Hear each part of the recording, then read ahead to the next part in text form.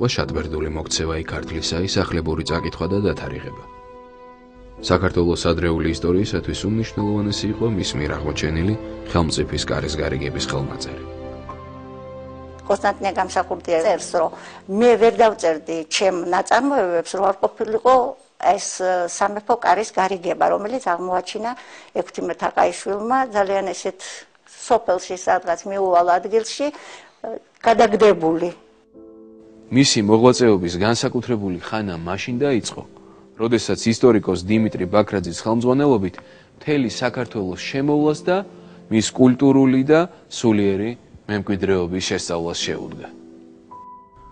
ექვთიმე თაყაიშვილი იყო არქეოლოგიური ექსპედიციის ორგანიზატორი ლეჩხუმსა და სვანეთში. 1902-1910 წლებში ექვთიმე თაყაიშვილმა სამგზის იმოგზაურა საქართველოს სამხრეთ ნაწილში.